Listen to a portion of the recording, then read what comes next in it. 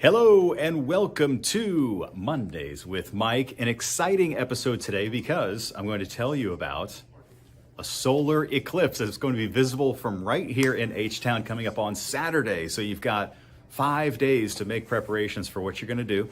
Right now it looks like the weather should be pretty decent for viewing. Obviously, the number one thing you need to see the solar eclipse is a lack of cloud cover. If there are clouds out there, it'll still get kind of spooky. But you won't be able to really observe the sun, obviously, very well. So let's get into it. First of all, let's just start at the beginning. What is happening? What is the eclipse? Why is this one any different from the other ones that we get? All right. Well, first of all, let's take a look. I have my demonstration off to the side. Don't go anywhere.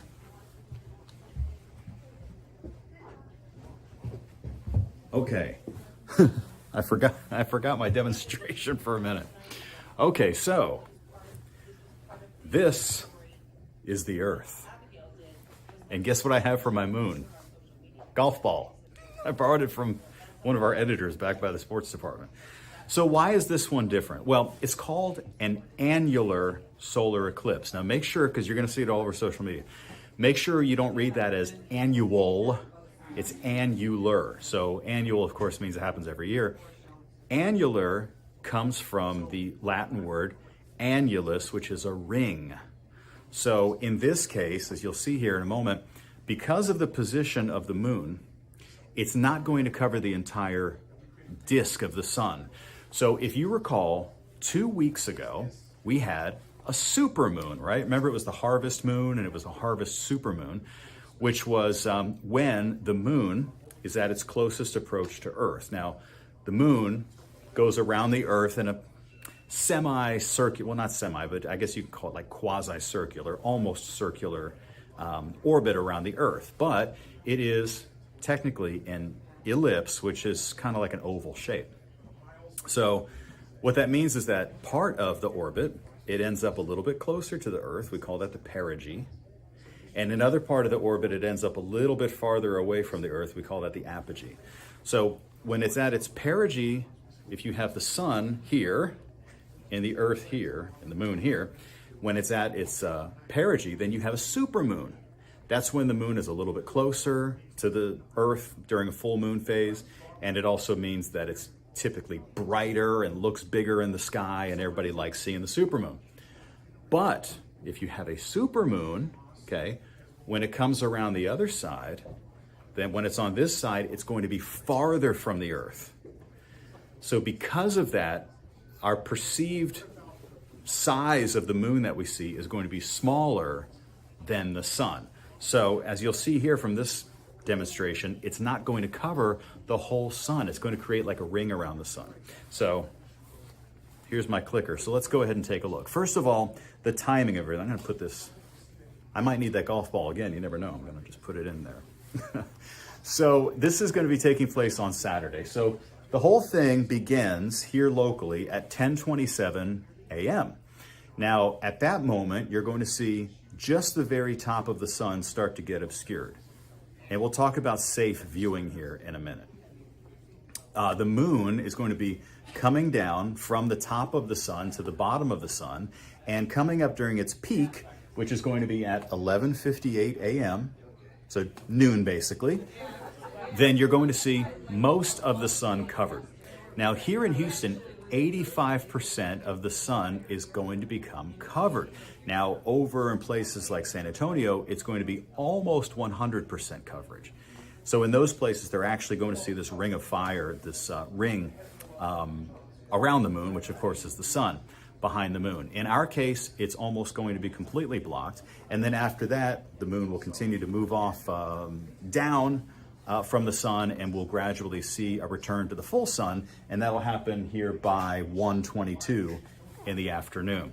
Again, all of this depending on cloud cover, which right now looks like the clouds are going to cooperate, but even if you get some high clouds that sneak in there, that's a bummer. That'll kind of mess up our viewing a little bit. So I want to show you this. We really lucked out this time. See, solar eclipses are much more rare than lunar eclipses, because a lunar eclipse is just when the moon passes into the Earth's shadow. And you know that the Earth is much bigger than the moon. The moon is just like 1/6 of the Earth. So, you know, if the sun is where you are and the moon is back here, the Earth is going to block the moon much more often. And when you have a lunar eclipse, everybody on this side of the Earth gets to see it. So everybody will get to see it. But it's a different situation when the moon is here and the Earth is back here. The moon is smaller, and so it's going to cast a small shadow on the Earth. And so because of the fact that it's casting that small shadow, when you take a look at this, it is only going to be visible along a certain strip where that small shadow is being cast on the Earth. And so we end up being very lucky this time around that Texas is located in that area that's actually going to see some of the, you know, the most of the sunlight blocked by the moon. Now, the center of it, which is the totality of it, or, you know, the highest percentage of the moon being blocked, is going to be right over parts of South Texas. So pretty much San Antonio southward to places like Del Rio and the Rio Grande Valley, they're going to see the maximum amount of sun covered, but we're going to be not far behind. Now, some folks will miss out on it. Like, for example, the northeastern United States won't be able to see as much of it. Florida won't be able to see as much of it, although they are going to see some. Let's talk about safe viewing. Now, we were probably all taught when we were young never to stare at the sun. I mean, you know that, right? We know not to stare at the sun. You probably don't need me to tell you that. The reason it's not usually an issue is because the sun is extremely bright, and if we try to stare at it, we can't. Your body will automatically close your eyes to, you know, save your eyes from the brightness. It hurts. However, when there's an eclipse, especially one like we're going to have on Saturday, there's enough of the sun that's covered that you could comfortably stare at it. But that would be just as damaging as staring at the sun without the moon. You see what I mean?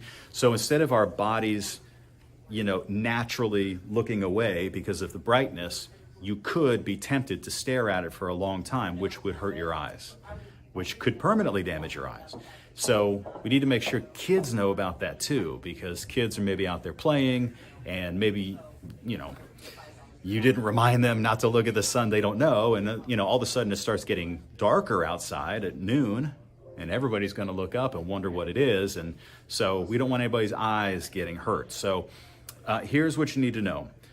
The safest way to view the eclipse is by using a pinhole viewer.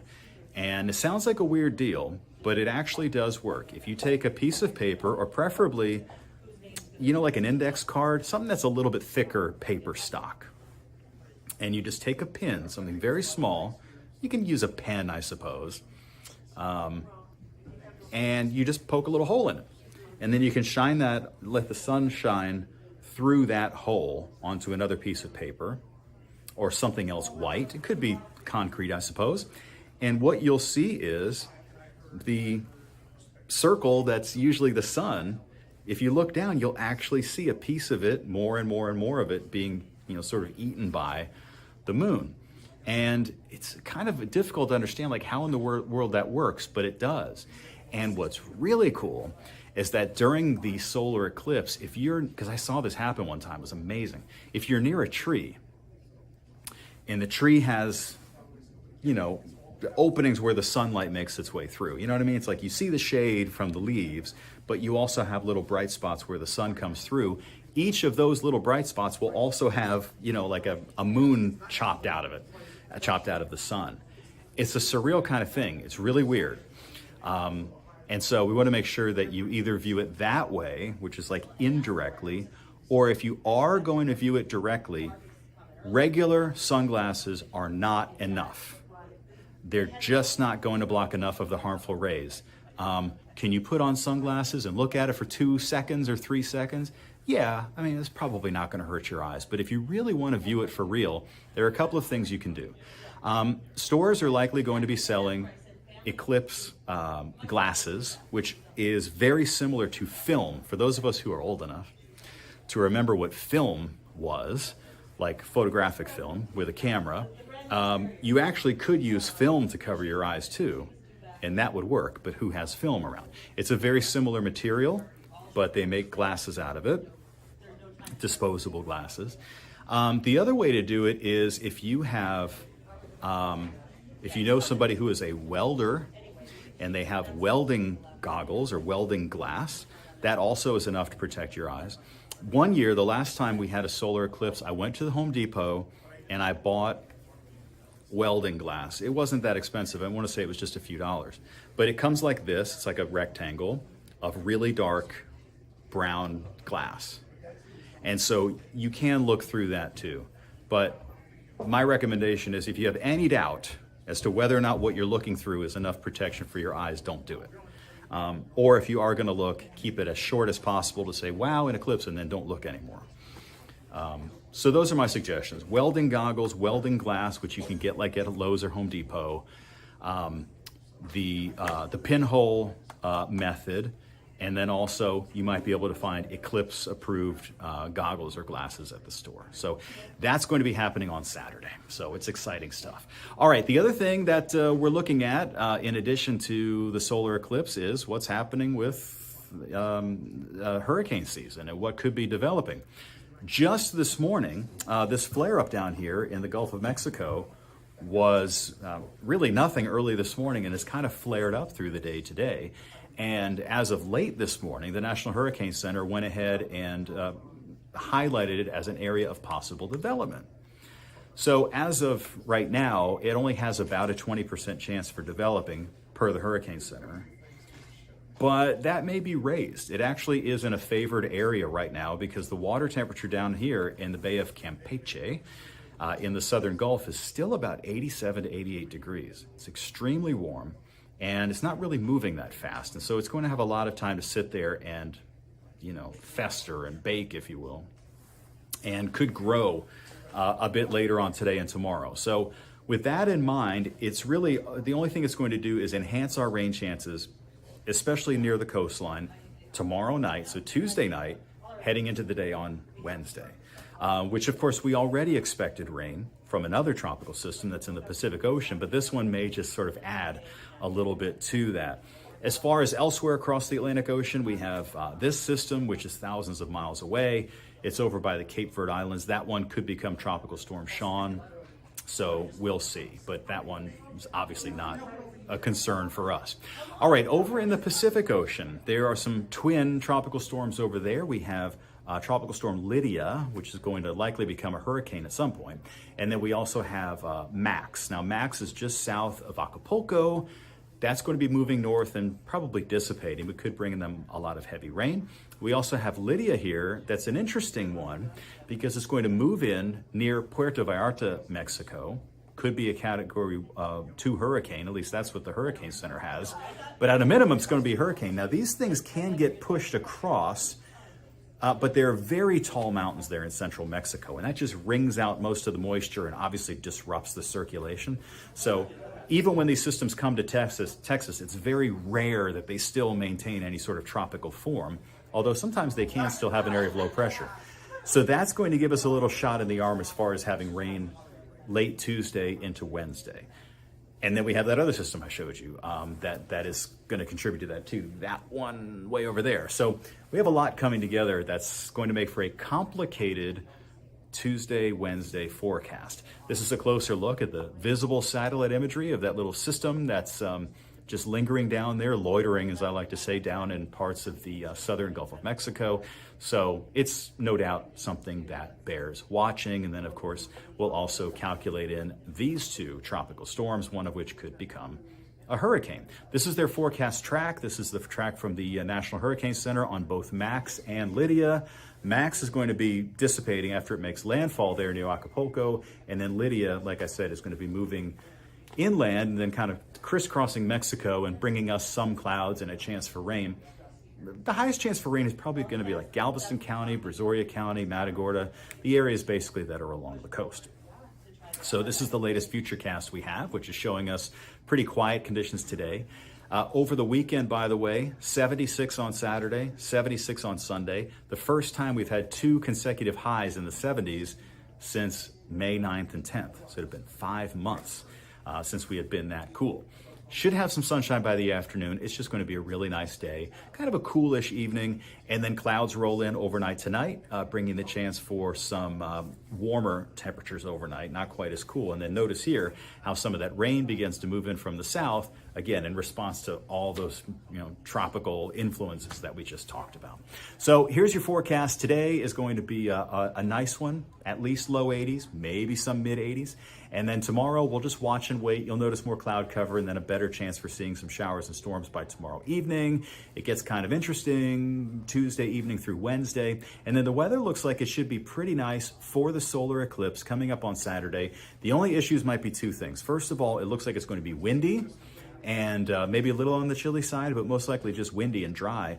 But if we have too much high cloud cover, it's going to steal a little bit of the thunder from that solar eclipse. So we'll have more details on that obviously throughout the week. I want to thank you so much for joining me here for Mondays with Mike and letting me ramble on and use the sports department's golf ball. This golf ball used to belong to Mark Berman, by the way. I don't know if he ever played with it, but this is the moon right here. So anyway, hope you have a great day, guys. And of course, we will be watching and waiting for the solar eclipse coming up on Saturday. See you later. Oh, wait, shout out to my mom and Neil. Shout out to them. I'm going to be seeing them very soon. They'll come out for a visit. All right. Bye, everybody.